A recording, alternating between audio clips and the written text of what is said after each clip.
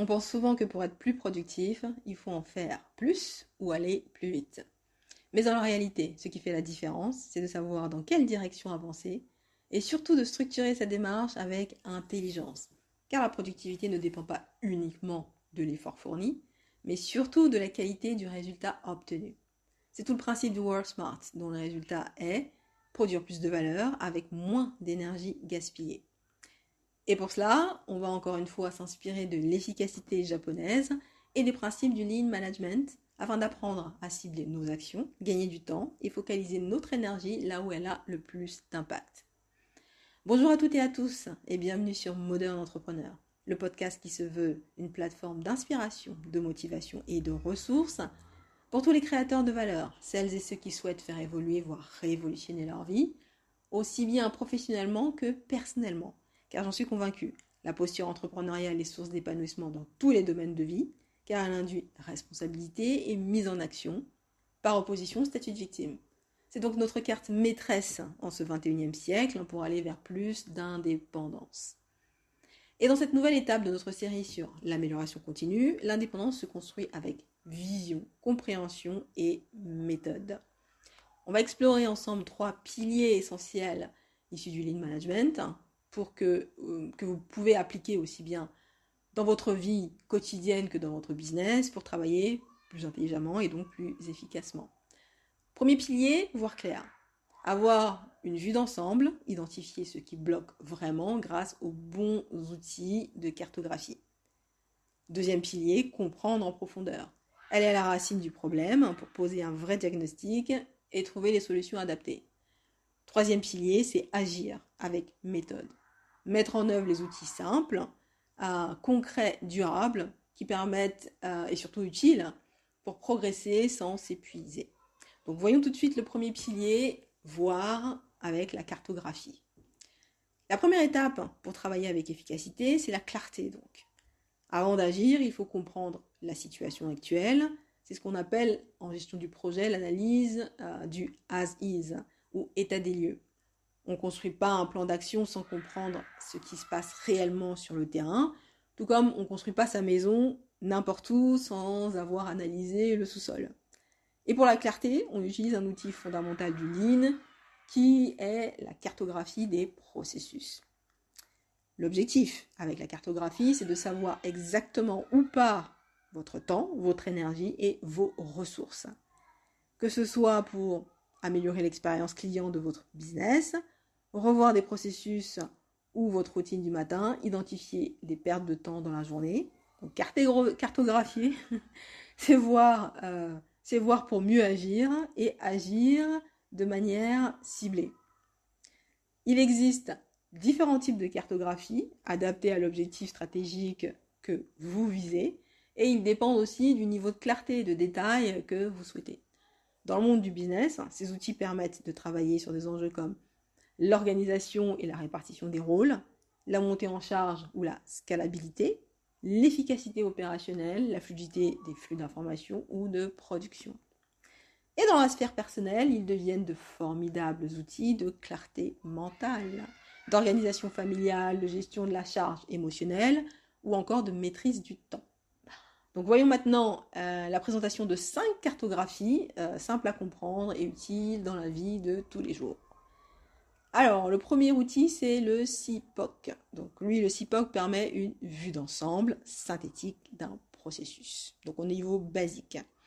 L'acronyme du CIPOC, c'est Supplier, Input, Process, Output, Customer. Donc c'est fournisseur, entrée, processus, sortie, client. L'objectif, c'est de prendre la hauteur pour avoir une vue synthétique d'un processus de bout en bout, en identifiant qui intervient, qui est mobilisé et ce qui est produit. Par exemple, je vais prendre pour commencer la préparation d'un dîner familial. Qui intervient? Le fournisseur, vous-même qui préparez, le supermarché, les enfants, s'ils acceptent de mettre la table. Ensuite, le client, donc c'est qui va manger, la famille, vous inclus. Entrée et sortie, donc les données d'entrée, on a les ingrédients, les ustensiles, les idées repas. Et les données de sortie ou produits finis, c'est le repas servi, la cuisine rangée. Le cœur du processus, c'est choisir le menu, préparer les ingrédients, cuisiner, servir et nettoyer la cuisine. Donc l'utilité du CIPOC ici, c'est identifier qui peut aider, ce qui peut ralentir, donc les courses qui ne sont pas faites, pas d'idée pour le repas, hein, les enfants qui ne sont pas disponibles pour aider, et où est-ce qu'on peut gagner du temps. Donc on va aussi réfléchir à peut-être que je devrais mettre du batch cooking en place ou planifier des repas. Un autre usage du CIPOC version pro, par exemple la mise en place d'un nouveau parcours client dans un organisme public. Ici, on va lister la liste des acteurs, l'accueil, le service RH, l'IT, et les documents nécessaires. Ensuite, les étapes du processus et ce que le client reçoit à la fin. L'intérêt du CIPOC, c'est de bien poser le cadre avant d'optimiser, modifier, aller plus loin. On aligne les acteurs et ça permet d'éviter à résoudre un problème mal défini par la suite. Deuxième outil, le logigramme. Donc le logigramme, lui, il sert à comprendre la logique d'un processus avec les décisions et les enchaînements. Donc le logigramme, ça permet de décrire le fonctionnement logique d'un processus étape par étape. On inclut en fait les enchaînements conditionnels, les chemins possibles dans un scénario. Donc c'est un outil qui clarifie les processus complexes avec plusieurs options. Donc on a tous affaire à des logigrammes dans la vie de tous les jours. Quand on remplit un formulaire en ligne, donc on vous demande « Avez-vous déjà un compte ?» Oui. Si c'est oui, bah, connectez-vous. Si c'est non, on propose de créer un compte. Donc ce chemin conditionnel est un logigramme derrière une interface. Pareillement, lorsqu'on contacte le service client avec les taper 1 pour X, taper 2 pour Z, encore dans la vie perso, lorsqu'on prépare les enfants le matin, par exemple, si petit déjeuner, ok, alors habillage, sinon, petit déjeuner. Donc toute cette routine matinale, il pourrait être posé en logigramme pour décharger le mental des parents et également autonomiser les enfants qui ont leur cheminement de savoir qu'est-ce qu'ils doivent faire, dans quelle étape et dans quelles conditions. Les feux tricolores, eux-mêmes s'appuient sur un logigramme, car en fait le logigramme c'est la logique humaine appliquée à la machine et ça peut être plus ou moins complexe. Donc une fois le CIPOC posé, on va rajouter les décisions clés du processus, où sont les points de bascule, est-ce qu'il y a des boucles de conditions, des si alors. Dans le pro, on peut utiliser le logigramme pour le traitement d'un dossier administratif, par exemple, ou d'une demande client.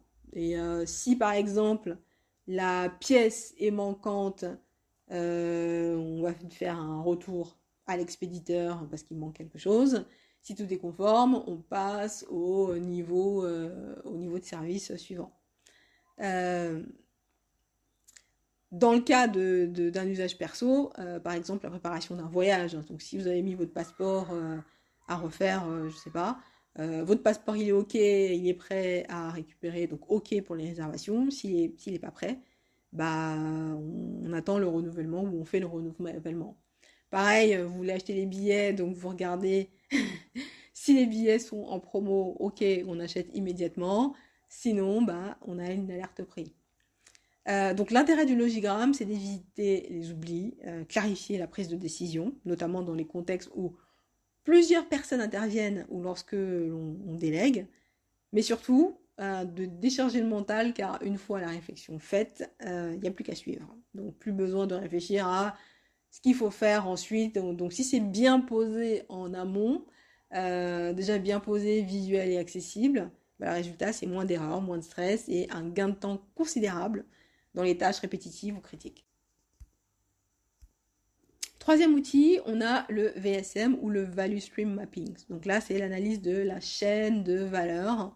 C'est surtout un outil de diagnostic, le VSM, et de stratégie d'amélioration.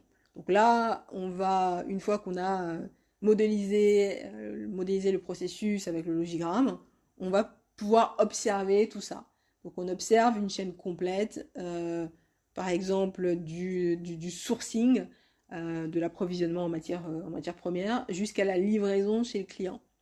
Donc On utilise la VSM pour analyser la performance d'un flux complet en identifiant les étapes qui ajoutent de la valeur et celles qui génèrent du gaspillage, des attentes, doublons, erreurs. Et on détermine est-ce qu'il y a des améliorations à apporter, des étapes à éliminer car elles prennent trop de temps, elles prennent trop d'argent, elles sont trop coûteuses, ou encore où est-ce qu'on peut, quelles zones sont à prioriser. Donc ce qu'on veut avant tout avec le VSM, c'est plus d'efficacité au niveau global, moins de délai et plus de qualité. Donc dans le pro, livraison e-commerce, donc on regarde du picking à la réception client et on analyse là où il y a des temps morts, là où il y a des stocks, des erreurs. En fait, on va essayer de réduire, de permettre de gagner du temps pour une livraison plus rapide. Côté perso, on peut cartographier notre semaine, donc valoriser les activités qui nous apportent de l'énergie, qui créent de l'énergie, telles le sport, la création, et les temps perdus, tout ce qui est scrolling, dispersion. On peut faire le même exercice avec notre compte en banque, par exemple. Donc, l'objectif, enfin le résultat recherché, donc c'est le recentrage sur l'essentiel. Donc on parle d'essentiel, par exemple vous travaillez de chez vous, mais vous vous rendez compte que avec prendre soin de la maison, le ménage, faire les courses, etc., aller chercher les enfants à l'école, ça vous fait beaucoup de choses dans la journée. Ça fait beaucoup d'énergie à investir. Et vous ne pouvez pas vous concentrer sur ce qui vous rapporte réellement de la valeur, c'est votre activité, en fait, ce qui compte. Après, certaines personnes vont dire que ce qui apporte réellement de la valeur, c'est le temps passé avec les enfants. Donc peut-être, est-ce que je travaille moins, est-ce que je réduis ma charge?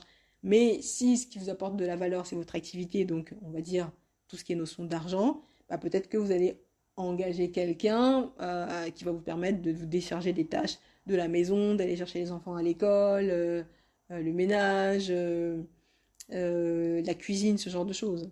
Donc, à voir en fait, qu'est-ce qui pour vous génère de la valeur. Donc, il n'y a que vous pour déterminer ce qui est de la valeur chez vous, afin de vous permettre de vous recentrer un peu plus sur ça, ce qui est essentiel pour vous.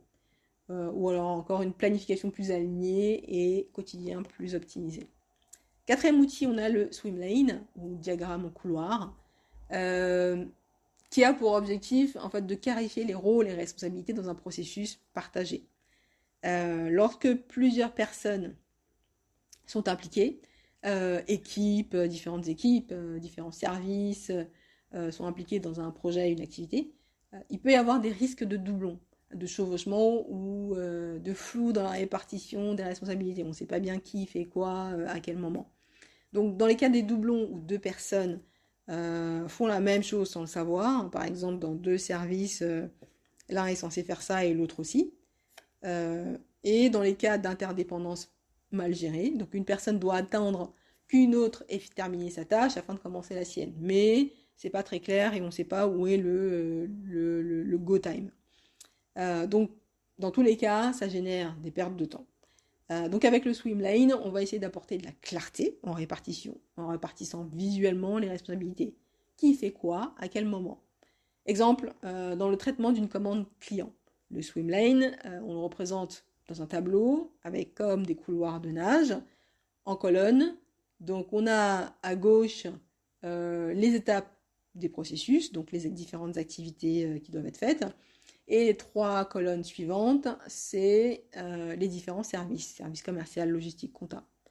Et ensuite, on a juste à sélectionner quel processus va à quel service. Donc on peut cocher le service client, il doit faire ça, le service commercial, il doit faire ça, la compta, elle doit faire ça. Et si par exemple on a deux croix qui apparaissent sur un même processus pour deux différents services, là on sait qu'on doit aller éclaircir et se poser la question de pourquoi deux services doivent faire la même chose. Donc peut-être que c'est pas au même moment et c'est pas lié à la même activité, donc faut soit rajouter une autre colonne ou soit éclaircir le pourquoi. Ensuite, si par exemple on a la compta qui, pour émettre la facture client, doit attendre que la commande soit validée par le commerce, ça aussi il faut éclaircir les questions de timing. À quel moment est-ce que le service client doit valider la facture? Voilà, donc ça permettra que une organisation plus claire et d'éviter les retards de traitement, les clients mécontents, ou tout simplement de se demander où est-ce que ça en est et qui doit valider la suite.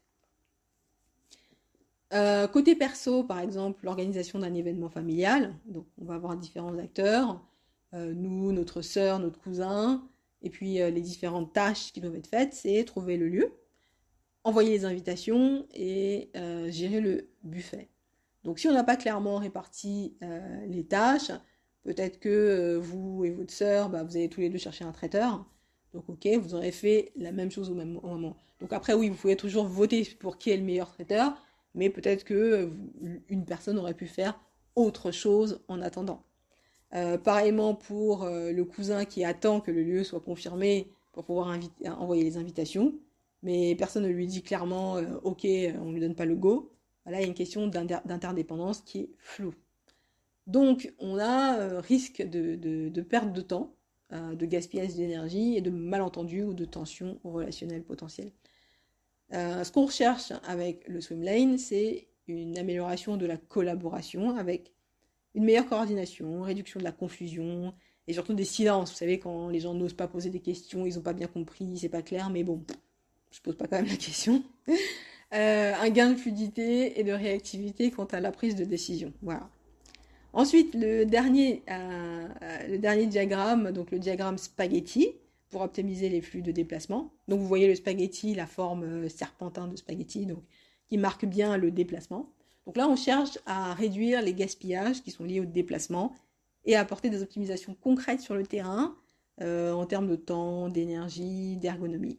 Donc, si le problème concerne l'espace physique ou digital, le spaghetti diagramme, ça permet d'observer les mouvements, les déplacements humains, les trajets pour effectuer une tâche, transfert de fichiers, les clics, les allers-retours, et identifier les mouvements inutiles. Côté pro, donc par exemple, vous allez suivre le trajet d'un opérateur dans un atelier et repositionner les postes pour fluidifier l'espace. Donc vous pouvez avoir ça par exemple dans les pharmacies. Donc les pharmacies, il y a certains médicaments qui sont directement derrière eux, mais certaines fois, il y a des pharmacies où il faut aller chercher dans le stock. Donc on peut analyser la distance qu'on a entre le stock pour aller chercher les choses et se dire est-ce qu'on ne devrait pas mettre les choses de manière, positionner les choses, l'espace différemment, ou peut-être il y en a qui ont mis des sortes de pipeline en ligne où quelqu'un est en bas et envoie les médicaments. Côté perso, on peut analyser nos déplacements dans la cuisine ou votre bureau, par exemple, si vous travaillez de chez vous, les espaces, c'est quoi le parcours client s'ils viennent chez vous. Peut-être qu'il y a des pièces que vous ne voulez pas qu'ils voient. Si vous avez une personne âgée à domicile, son parcours, vous voulez peut-être simplifier certaines choses qu'elle aime faire et que ce soit plus accessible pour elle. Donc voilà, tout ça va vous dire je vais réorganiser l'espace pour gagner du temps et de l'énergie et plus d'accessibilité à ce que je veux. Donc ce qu'on vise avec le diagramme spaghetti, donc c'est bien sûr des flux plus courts, plus efficaces et moins de fatigue, plus de performance, toujours. Donc, ce qu'on retient ici, c'est que vous cherchiez en fait à réorganiser votre business ou à retrouver du temps pour vous ou simplement à gagner en clarté mentale, il existe différents types de une cartographie au moins adaptée à votre situation. Donc le CIPOC, c'est la version basique, c'est qu'est-ce qu'on analyse. Le logigramme, c'est comment fonctionne le processus. Le VSM, c'est évaluer comment le processus performe, où est la valeur, où sont les pertes. Swimlane, qui fait quoi, et Spaghetti, comment circule le ton dans l'espace ou l'action dans l'espace. Donc tout simplement voilà, parce que voir c'est comprendre et comprendre c'est mieux décider toujours. Donc ces outils sont de précieux alliés pour agir avec précision là où ça compte. En lecture, ce que je peux vous proposer, le Learning to See, apprendre à voir de Mike Brother et John Shook. C'est le livre de référence pour apprendre à réaliser une value stream mapping, donc analyse de la chaîne de valeur. Le livre est conçu pour l'industrie en général, mais il est très pédagogique et adaptable à d'autres contextes comme les services, l'entrepreneuriat ou la vie perso. Il montre comment identifier les gaspillages et optimiser les flux étape par étape. Donc, parfait pour comprendre comment visualiser les processus et détecter les points de friction. Donc, voilà pour moi. J'espère que ce premier pilier aura été intéressant, nourrissant pour vous. J'espère que vous avez pu y trouver quelques pépites pour vous-même. Donc, n'hésitez pas à partager vos commentaires, à liker, à partager. Et je vous dis à très bientôt pour parler du deuxième pilier qui est comprendre. Donc voilà, à très bientôt.